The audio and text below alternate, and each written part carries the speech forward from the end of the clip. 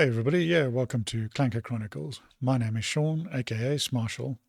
I'm going to be your guide to the new and exciting robotic world that is fast approaching. The show is mainly going to be looking at consumer robots, but really any automation product or tech is in scope. For the first show, I'm just going to be looking at the lay of the land, with US robotics in particular.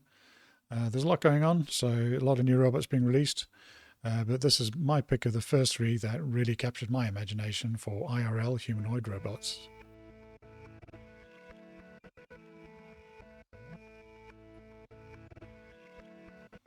And first up we have Boston Dynamics, and really we do have to start here. Boston Dynamics has been doing humanoid robots for over a decade now, mainly for industrial and military applications. They've released demo videos along the way that have been incredibly inspiring and often jaw-dropping, given there was almost nothing on offer from anybody else. The first robot to really get a social media attention is Atlas. They're all integrated hydraulic version. And you've probably seen the videos. This is one that I remember quite well. Just seeing a robot walking was a big thing, so for this to be jumping up onto ledges and the backflip at the end, especially considering the speed, was just a little mind-blowing. Boston Dynamics also released their robot dog Spot, which was one of the first commercially focused robots you can actually buy. Numbers are still very modest, but around 1,500 have been sold so far. The market is worth an estimated $2 billion at the moment. At $75,000 starting, you need fairly deep pockets to buy one. Then you have to train the dog, not to sit, but to do whatever job you need him to do. Industrial companies have been using them to do regular inspections around factories and power plants. Data centers have used them for perimeter security and thermal monitoring, checking for leaks and the like.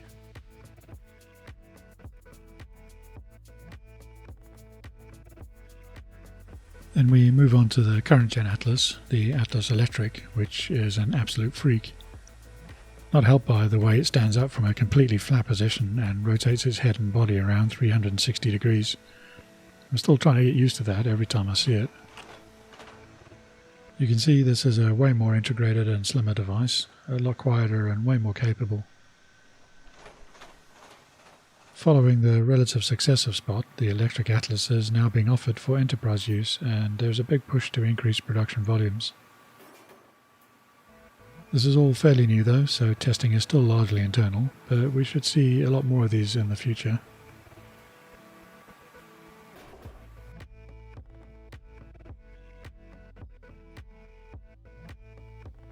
Then we get on to Tesla.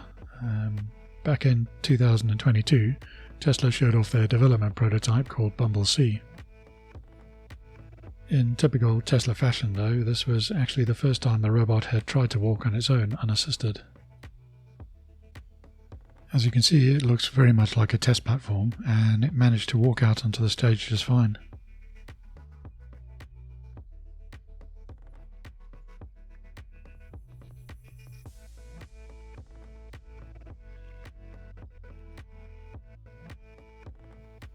The Gen 1 Optimus was revealed only 5 minutes later, and as you can see it was put on a stand mount that day due to the walking not quite being ready yet.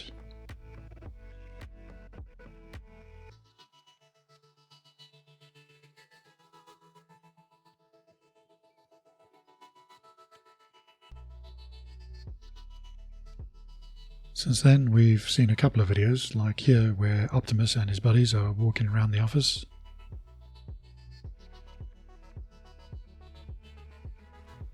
Though we didn't really hear a huge amount more from Gen 1, as progress was already being made on the next iteration. Gen 2 came out in December 2023, and as you can see it is much more integrated and enclosed. It had fingertip sensors, so it could pick up and handle more fragile objects.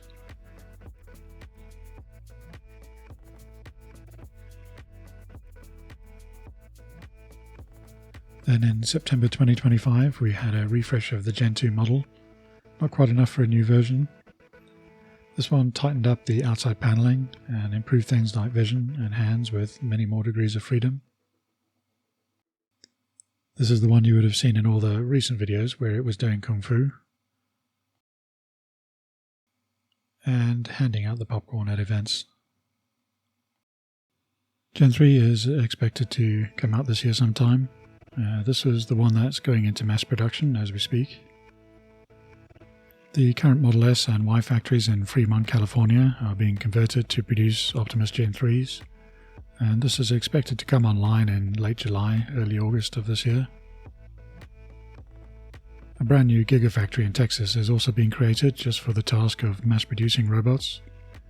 Volumes are expected to reach up to 10 million units a year, which is quite a lot of robots.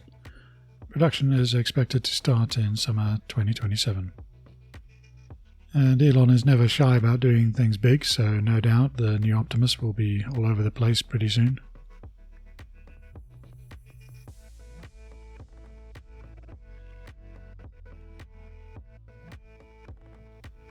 And finally, moving on to Figure.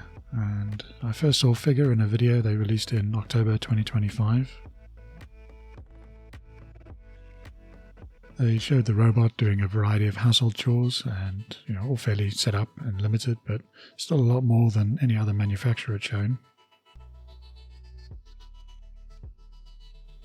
You can see what looks like a pretty polished end product, certainly suitable for the home environment.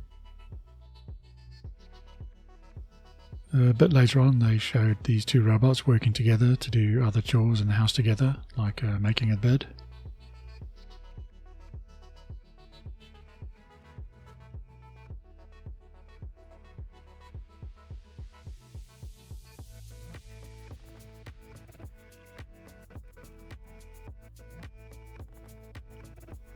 In the last couple of weeks they've been showing off their platform in a more commercialized setting. It was stood at a sorting line for parcels where the robot was picking up a package and then putting them on the conveyor belt with the label facing down.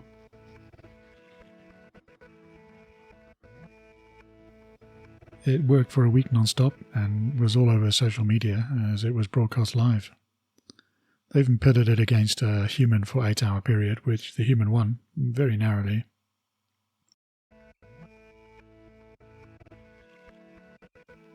It was all set up as a demonstration, but watching the robot work was very impressive. The fluidity with how it was looking for and handling the packages was one of the smoothest I'd seen. Even doing two actions at once, using its right arm to push the packages down while it was looking to the left for the next one to sort. It's those kind of independent actions which we humans can do quite easily, but for robots they tend to be focused on one thing at a time at the moment. Figure are currently shipping to enterprise customers, with home use robots expected to start arriving towards the end of the year.